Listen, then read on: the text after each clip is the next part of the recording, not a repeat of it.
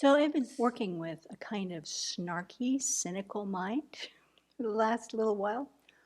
Um, and I've been working with it, but I wonder if this ever kind of experience has ever happened to you. I'm there in our morning meditation. I'm all ready to do the prostrations to the 35 Buddhas, the visualizations. It's okay. It's not the best I ever had. But all of a sudden, I'm starting to prostrate and I go, do I even believe in purification? I mean, that kind of thought that just like pops into your head. Now, I haven't had that thought in a very long time, but I thought, whoa, this is a snarky mind. So, assuming that occasionally this must happen to other people, I thought that I would just talk about then what I do with it. And I have to go back to a very, very gross example. So, what is purification? I have to say to myself. Well, it's not making these bows, it's actually applying the 4 opponent powers. It's not just standing here and looking at this visualization. What are the 4 powers? Do I regret this act that I'm action that I want to purify? Yes, I do. Do I want to restore my relationship with the Buddhas and the people all around me? Do I want to generate bodhicitta? Very much. Yes, I do. Do I want to do some action that will change that? Yes, I do. And am I determining not to do this action again? Yes, I do. Snarky mind says, does that work? Well, yes, it does. But I had to really talk myself through again, step by step by step. How do I know this works? So I have to go to a very gross example. Because what I believe is happening with our purification practice is we're changing habits.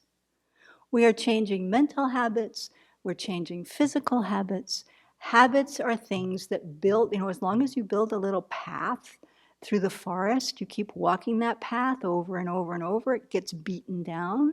So with applying these 4 opponent powers, I'm intentionally changing the path I walk. Well, that starts to make sense.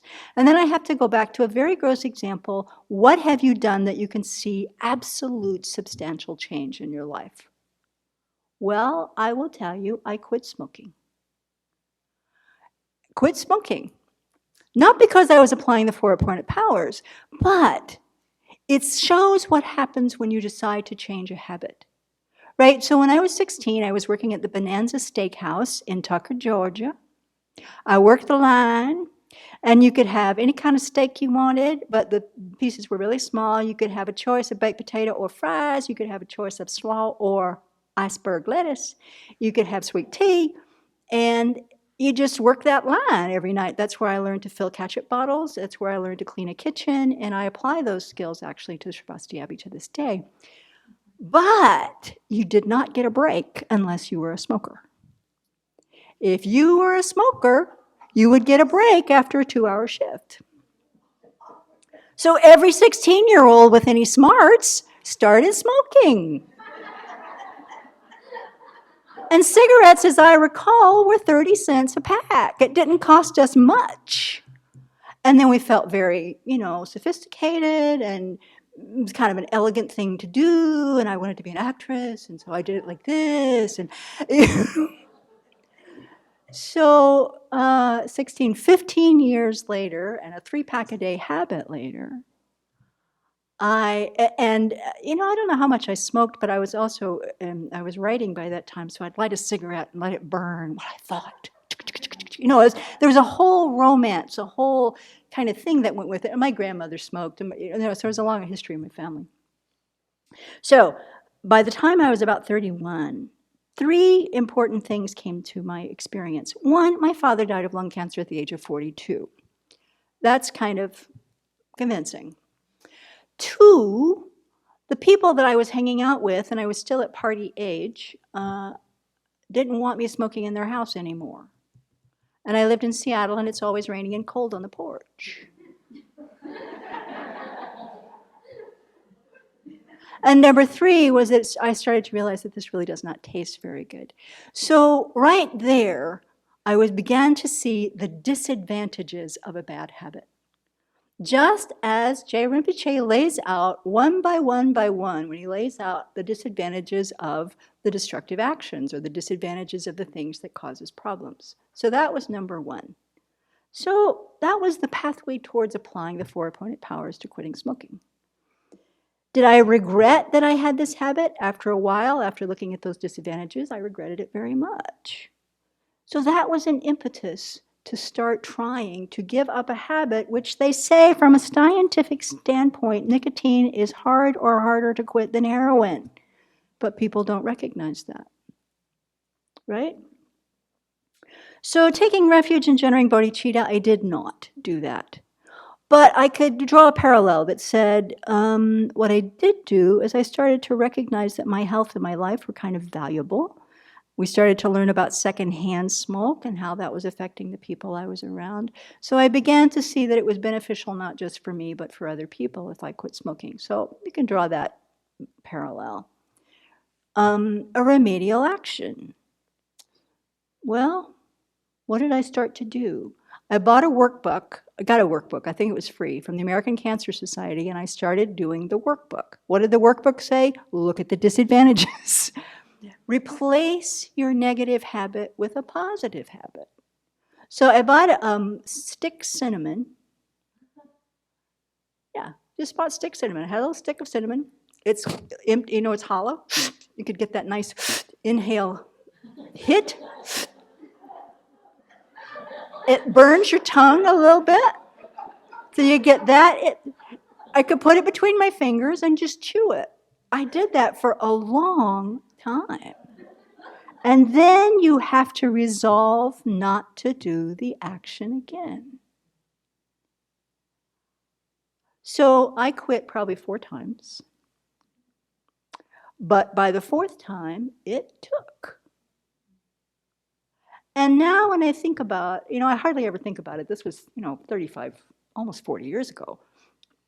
But now when I really think about what are the things that I have changed in my life that prove that I can change again, I go to this very gross physical example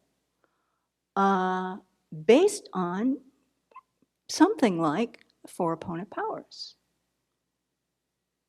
And my lungs are clean, as far as I know.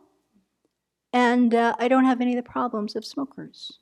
I wish my siblings had had the same view. But anyway, they're still smoking. I'm not.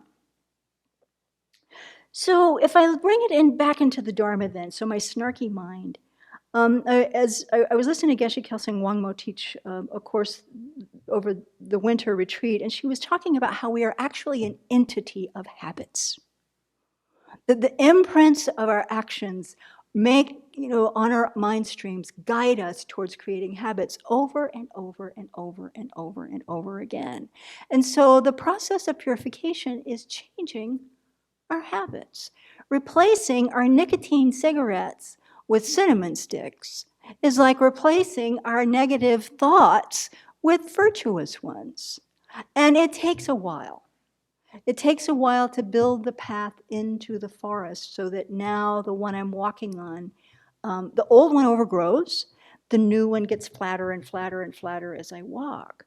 But if I keep bringing my mind again and again and again to wanting to abandon the harmful habit and creating the virtuous one, then that's the habit that begins to grow.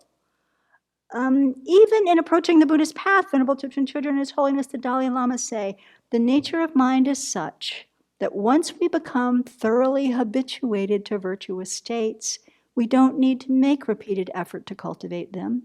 They will continue limitlessly. So what is a Buddha?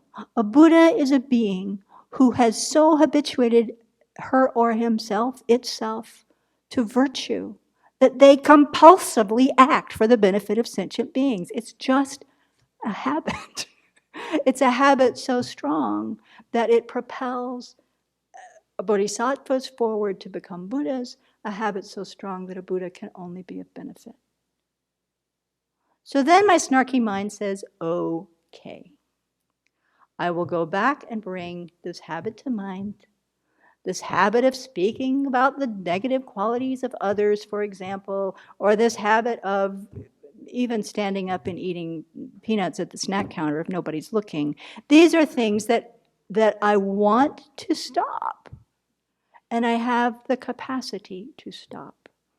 Does purification work? Well, if I regret the action, if I take refuge in the Buddha, Dharma, and Sangha and generate bodhicitta, in other words, repair the relationships with the beings that are with whom I interact and who are in fact harmed by my negativity, if I engage in remedial behavior that replaces that negative action or that negative mind with a different one, and I do it, that replacing again and again and again, and resolve not to do the action again, then yes, purification works. And once I get through the gross ones, okay, I quit smoking, that's really great. I can actually look at the more subtle ones. There has been some change in the last 25 years. It's hard for me to see sometimes, but that's the snarky mind. So this is a habit. This is just a habit. It's the self-centered thought wanting to sabotage my own practice, right? So maybe you've quit smoking, maybe you've quit drinking, maybe you've given up sugar, maybe you've stopped gossiping, maybe you've done all kinds of, more gross activities. We've all given up bad habits in our life. Maybe you stop staying up till 3 in the morning and now you go to bed by 11 so you can get up in the morning and practice. Whatever. If we can go back to the things that we know we've done, can rejoice in the things that we've done, then that, I find, for myself anyway, reinforces the fact that indeed, working on my mind, changing these mental habits one by one assiduously does help me progress along the path. And making sure that I stay focused on the goal, because bodhicitta never fails to inspire.